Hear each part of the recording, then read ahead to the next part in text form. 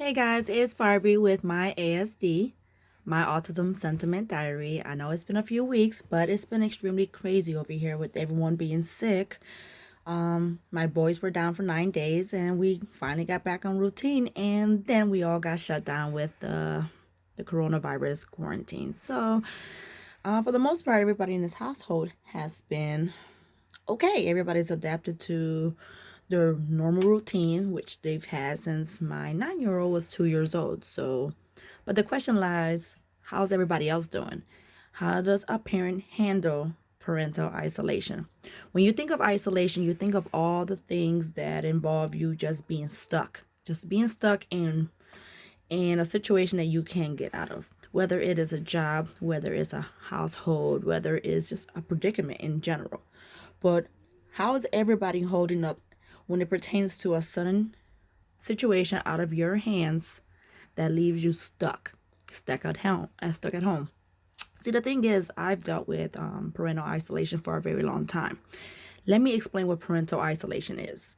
Parental isolation is you feeling like no matter if you are available physically, mentally, or emotionally, you are still hindered by the demands and need of your child. So when your child is having a bad moment, it doesn't matter what you want, need, or are capable of doing. You're just in a situation that you have to put everything aside and just tend to your child.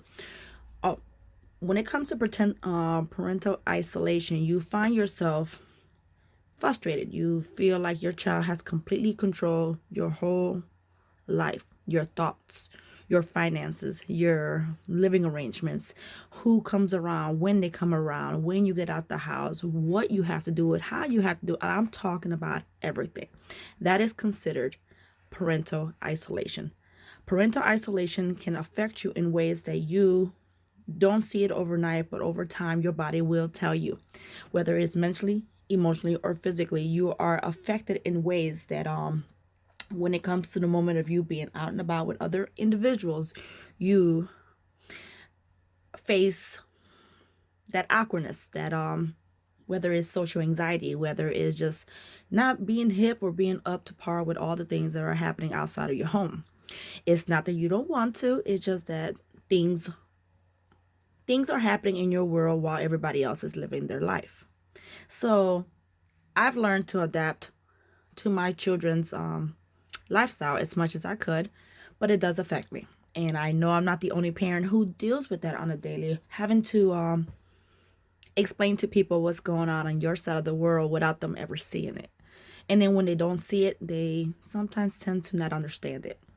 But you deal with it. You still get up every day and you do what you're supposed to. But what are you to do now with your children being home all the time when you have limited resources? Some parents have great teachers that send home packages and homework and assignments for you to keep your child academically progressing in areas that you don't want your child to lose.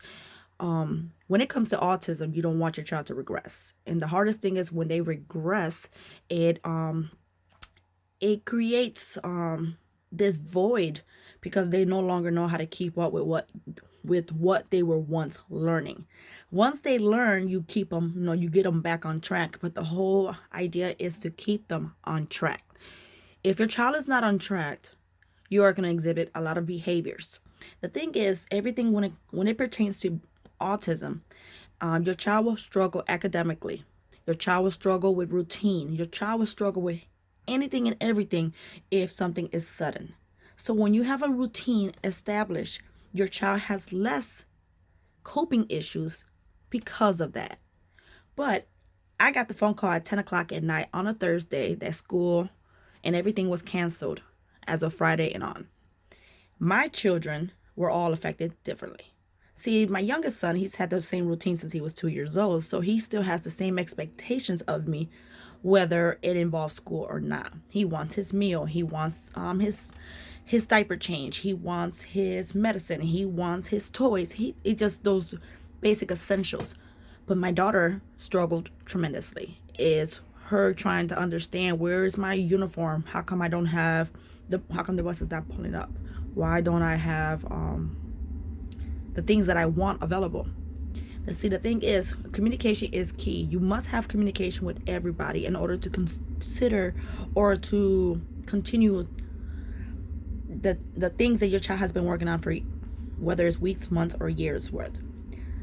I'm extremely involved, so I've been fortunate enough to have a really great relationship with the people that work with my children. Even without any packages or anything from the school, my children are adapting well.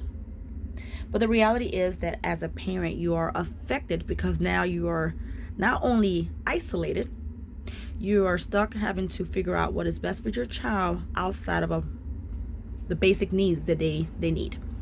You don't want your child to regress because alone the transition going back to school would be extremely hard.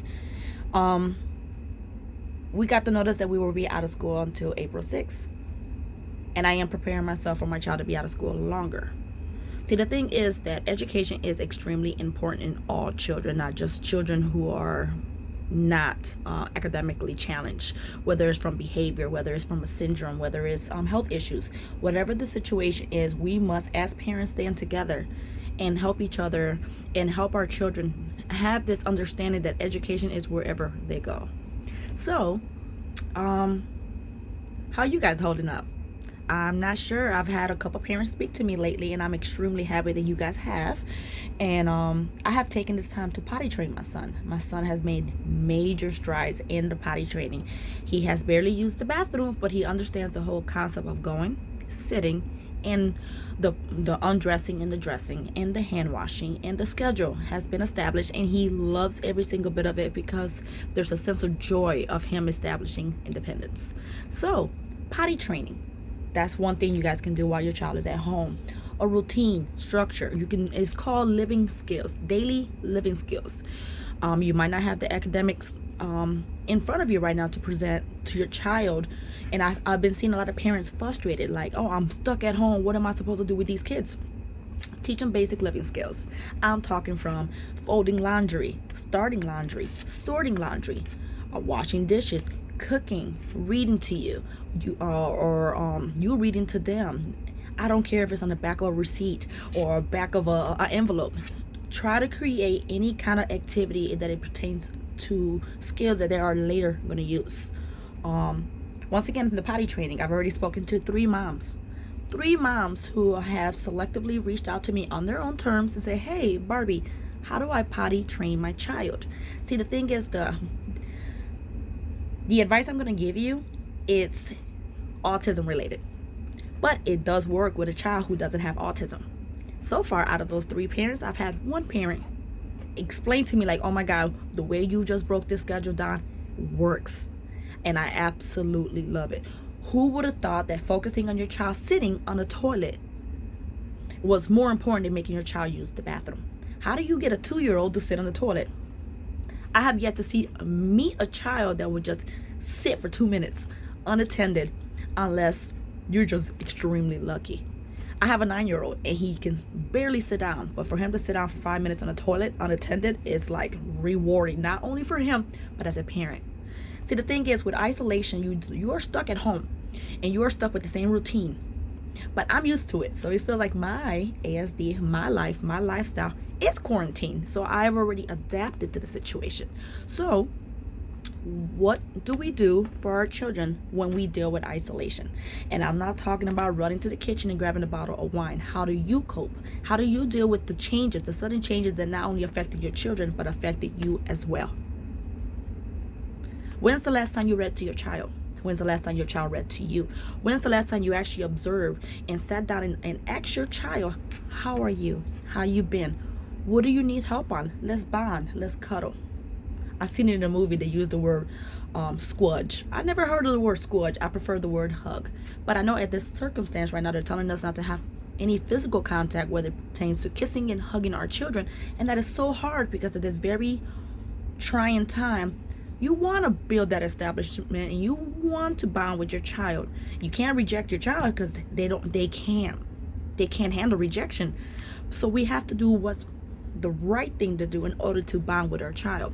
You don't bond with your child just emotionally. You can bond with your child academically, mentally, physically, emotionally. There's so many ways to bond with your child without a physical touch. So keep in mind, yes, you might be stressed out right now. And I'm not only speaking about parents who have children with ASD. I'm talking about just in general having to adapt and change everything around, working from home or not even being employed and having to deal with the unemployment and dealing with all the changes that you have absolutely no control of. How do you balance stress, schedule changes, your children's behaviors? And don't get frustrated. I highly suggest not to get frustrated with your child for them being affected with the change. Because if we as humans are affected by having to be homebound, having to lose our jobs, having to be laid off, having to deal with a sick individual, we are stressed and we cope differently than our children. So when you see your child having behaviors, they're also dealing with an isolation because they're also used to a schedule. Be mindful of that first. Also, once you learn to put that aside and realize that your child is also dealing with changes, then you both can work together to find a balance. That's why I always say time moves without you. It's a given, but it's very important for your child to have coping skills just as well as you do. Okay? You can't give your baby, a glass of wine. So how do you help your child cope? Not meaning to give them what they want. Give them what they need. But if they want something that you really know that is not beneficial for them, set limitations. Don't put them in front of a TV so you can cope with this isolation. Do not put your child in front of an iPad all day and expect your child to have good communications skills and have respect or have living skills. Your child's not going to clean up this room if you're doing it for him. So work around your child. The same way they have to work around your work schedule, learn to work around your children. They are also human beings.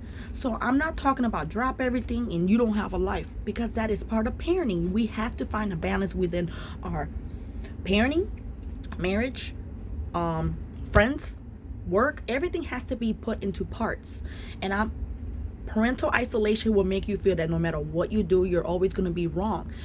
We might right now be dealing with some cranky children, hyper children, overwhelmed children, emotional children. I've already had a couple moms reach out to me like, oh my God, my son is having a really hard time. What do I do? Okay. And I'm suggesting sensory. But when I say sensory, I'm not just speaking on children with ASD. Sensory involves coping. Anything to help your child cope. Whether it's a hug, whether it's a weighted blanket, whether it is a dangly toy that they can just stem off of. We all stem.